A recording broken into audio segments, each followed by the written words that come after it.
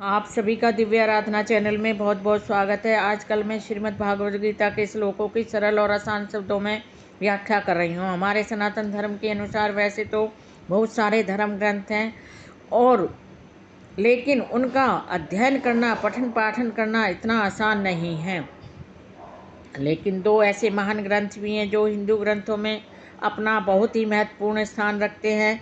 सामान्य से सामान्य व्यक्ति भी इनको पढ़ सकता है और अपने जीवन में धारण करके अपने जीवन का उद्धार भी कर सकता है। अब मैं आपको बता दूं ये दो महान ग्रंथ कौन कौन से हैं।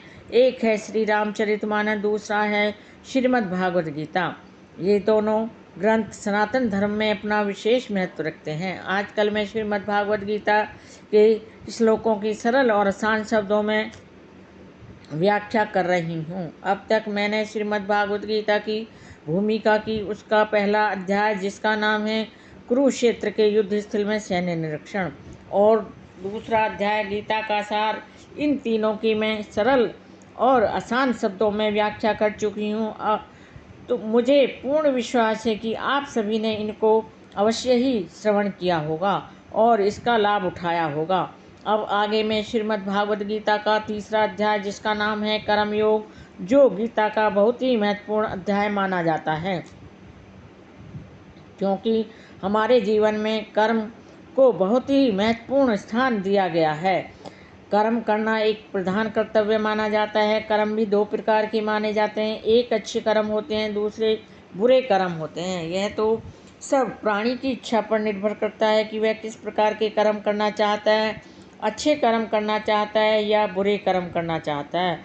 भगवान श्री कृष्ण जी ने भी अर्जुन को कर्म के महत्व को बहुत अच्छी तरीके से समझाया है। जब वह कुरुक्षेत्र के युद्ध स्थल में युद्ध नहीं करना चाहता था तो भगवान श्री कृष्ण जी ने अर्जुन को कर्म के महत्व को बताया कि कर्म करना हमारे लिए क्यों आवश्यक है। तो मेरी आप सभी से हाथ जोड़कर प्रार्थना है कि मैं श्रीमद् भागवत गीता के तीसरे अध्याय जिसका नाम है कर्म योग, उसके श्लोकों की मैं सरल और आसान शब्दों में व्याख्या कर रही हूँ।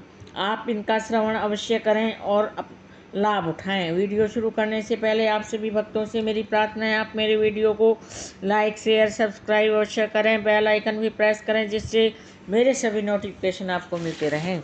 और आपसे प्रार्थना है कि आप सभी मेरे वीडियो को अंत तक अवश्य देखें। अब शुरू करते हैं आज का वीडियो।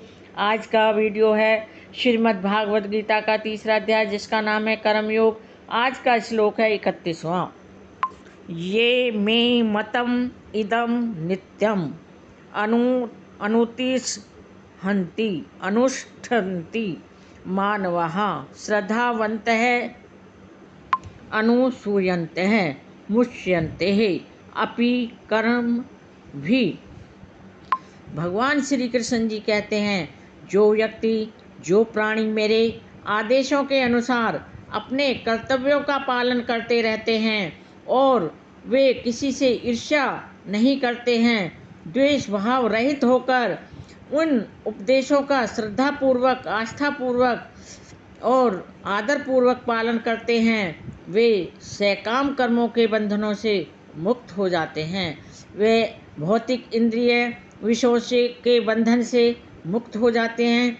श्रीमद् भागवत गीता में भगवान श्री कृष्ण जी ने इन उपदेशों को समस्त वैदिक ज्ञान का सार बताया है।